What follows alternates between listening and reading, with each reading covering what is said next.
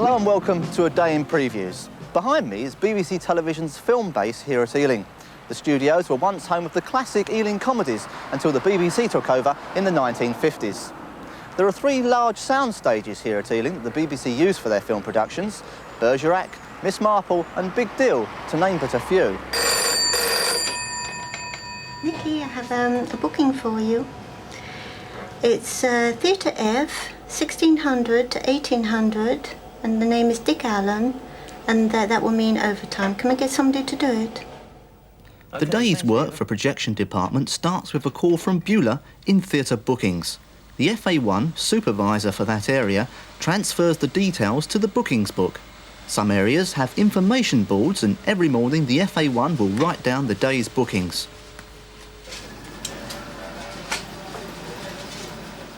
Before any film is run, certain procedures must be carried out, such as sound checks, lamp readings and making sure the equipment within the actual theatre is in good working order.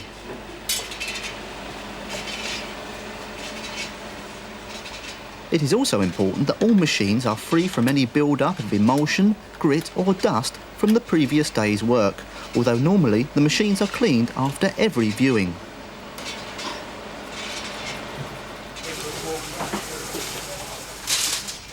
The film arrives courtesy of Film Dispatch. They bring the rushes that have been processed overnight and all other film material for the day, in time for the viewing.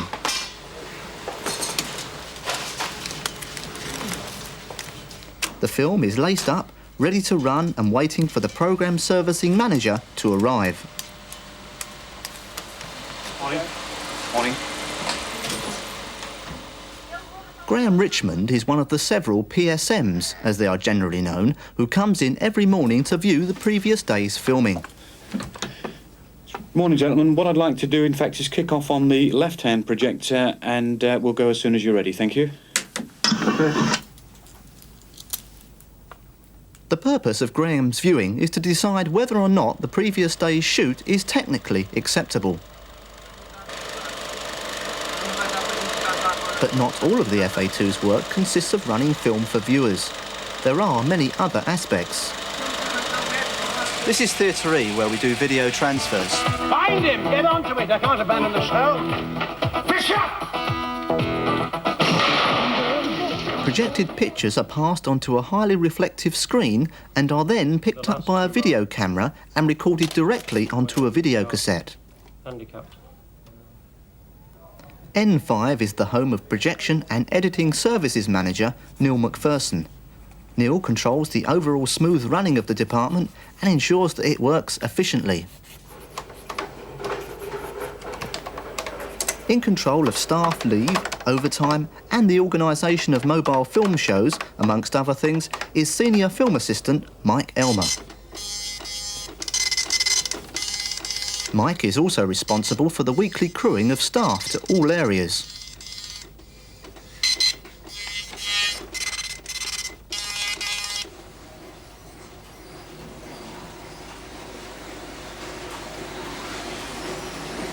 Another area covered by Film Projection Department is here, the Film Synchronising and Rubber Numbering Suite. After the rushes have been checked by the PSMs, they are then ready to be synchronised with the soundtrack.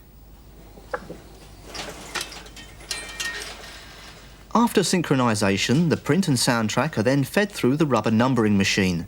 This places a series of numbers along the edge of the prints to assist the editors when it comes to cutting the final item.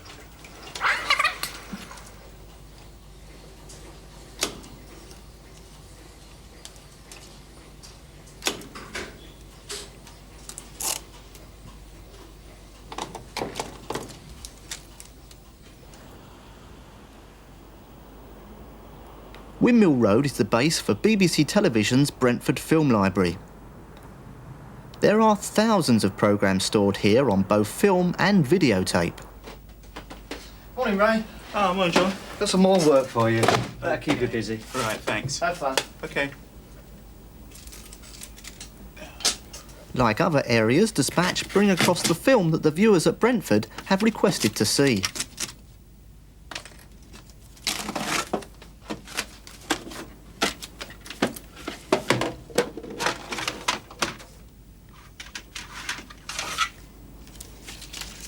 Film often arrives end out, so it's up to the FA2 to check this before lacing up the steam back for the viewer, and rewinding if necessary.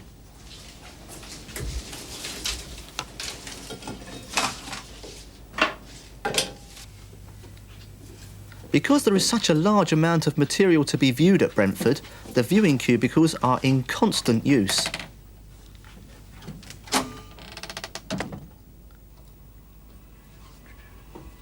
Once the FA2 has rewound the film, he places it onto the appropriate shelf until the viewer arrives.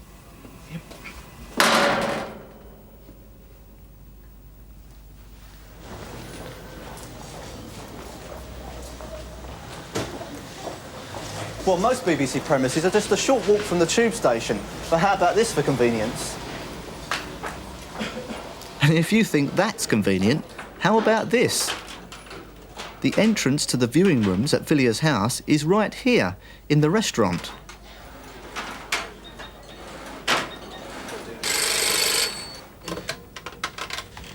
Bookings.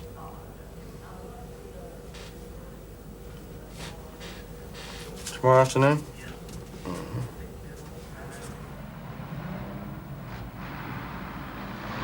Our next stop is here at Kensington House, which also serves Woodstock Grove. I asked Jeremy Nelson to explain their duties. Well, Kensington House is basically our bookable viewing area. We have, in this area, we have 4 bookable steam decks. We have programme producers and researchers come down here to view material for programmes, you know, the paper up sections, etc.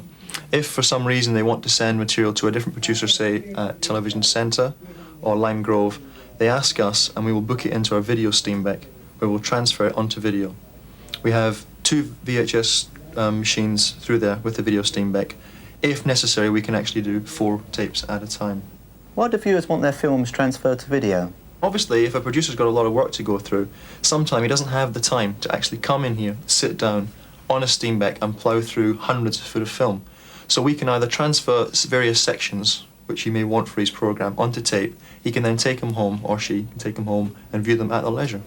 So if somebody rings up and wants to make a booking, what sort of things do you need to know from them before you can go ahead? Well, basically, we just take their name and an extension number. If for some reason they are late, then we'll cancel their booking after 15 minutes if they don't let us know. That's all we need to know, really. You know, there's not too much else. Sometimes you get the occasional person who will book in 35mm in a 16mm steam deck area, but that's no problem. Hopefully, we'll be getting very soon another video steam deck, which we desperately need. When we're getting it, we don't actually know, but we will be getting one, which will also take a lot of the workload off of us here. Television Centre opened in 1960. This is the heart of BBC television. Here there are 8 television studios alongside various smaller news and presentation studios. Oh yes, on your birthday you get a free after-Christmas. All right? This is where film shot earlier on the stages at Ealing and various other locations meets the technical side of television programme making. Morning, Squire. Hello, Pat. Well, where is it then? What? This is East Tower at Television Centre. It's the home of East Tower Previews. The area here deals mainly with children's and light entertainment programmes. If necessary, the PSM can see pictures on all 4 screens at the same time. The film we saw being shot earlier at Ealing is now being checked here. So far, we know why a PSM watches rushes, but what is he or she actually looking for? Basically, one is looking for technical faults. There are a number of faults which can occur in filming. Some of them are very typical, like what we call hairs in the gate. We can check whether that hair in the gate is obtrusive or not. Is it likely to come into the working part of the picture? I can ask the projectionist to rack up so that I can see the frame line to determine precisely how heavy the hair is. There are other faults as well. I've got a lab report in front of me here which says camera ghosting on a couple of slates. Camera ghosting is when you get an image which is a kind of ghost image behind the required one. That's obviously a fault in the camera. I'd need to look at that to check how serious a camera fault it is, and to alert the cameraman that he's got a fault in his camera and that something needs to be done about it. So I'm looking to see that our work as a servicing department has been done properly. Okay, I'm ready to go now. If you would run it, please.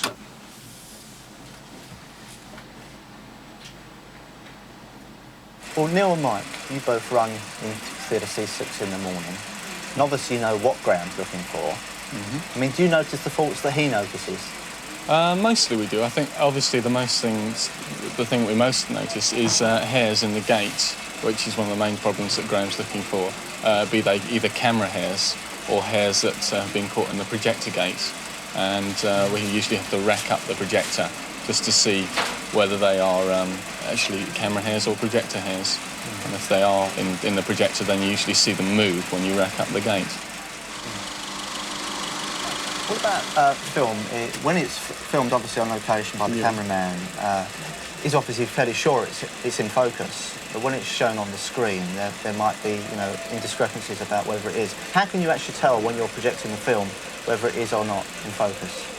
Well, firstly, really, it depends on liaising with the FOM in the theatre. If he thinks that the print's out of focus, the first thing we try is just we try and focus it, see if we can get it sharp. We focus on, say, a very colourful object, or maybe in the main, really, the main test is that we sort of rack down on the rack bar and try and focus on that and see if the image is up, and then we replace it into a sort of full image, Academy image. And you were series producer on Rock and Roll Years, and now you're doing a documentary on Elvis. Obviously, you're at the present stage using projection and Steenbeck areas quite a lot. How do you use them? It's more a question of how much. We use them to a terrific extent. On something like Rock and Roll Years, which was all archive material, we couldn't have made the series without this area. Obviously, we did a certain amount of viewing at the library end at Windmill Road, as much as we could. But particularly from my point of view, running a team of people and an office, but needing to see an immense amount of news footage and other archive film, I had to use this area because it's near to where my team were. And I used it constantly, and so did other members of the team. We needed the Steenbeck area totally. We almost needed a dedicated machine, you remember. And we had a lot of help from this department in getting a great deal of viewing done in quite a short time. Also, some things have to be projected, so we use the theatres as well, and for the same reasons depended very strongly on this area here at East Tower, because it's convenient and easy to come across, see a film, pick a clip, have it shipped up to Telecine and go back and get on with the other side of things. With the advent of daytime television and the interest that programmes like Rock and Roll Years generated, that archive programmes are going to be on the increase. Programmes that we actually plunder our own library in order to make are going to be wanted more and more, because not only are they good television, but they're relatively cheap television. And so there's going to be more of that. More departments are going to be thinking about that sort of thing. Roger Lawton is going to want that sort of thing for his daytime programming. And so we're going to need these facilities to an even greater extent.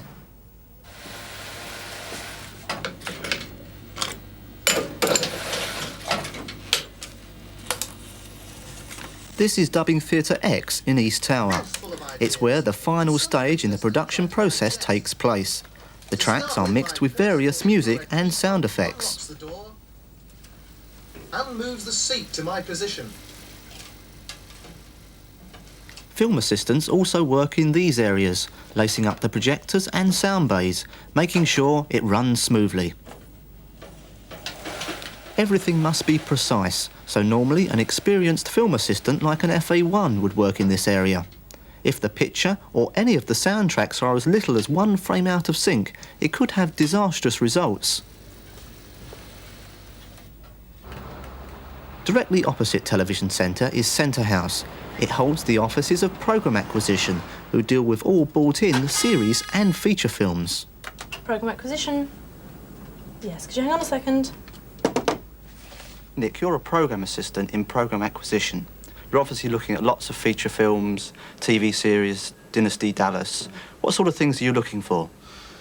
We're looking for, really the purpose of viewing is twofold. Partly editorial, we're looking at the content of the programme, the film, whatever it is. The other purpose is technical, running the prints to check that they're actually technically acceptable from our point of view and that they will be transmittable on television. So essentially it's, that's what we're doing.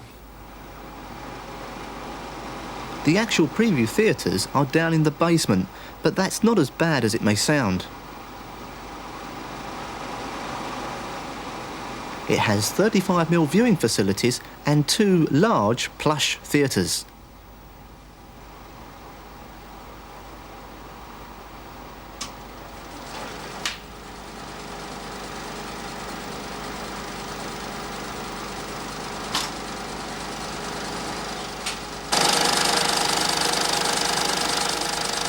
Gary, can you lace up the next episode of Dallas for me? I'll be down in about 10 minutes or so. Yes, we're all ready to go. OK then, bye. An FA2 must always remember, if in doubt, check with the FA1. Gary, can you come have a look at this a minute? OK.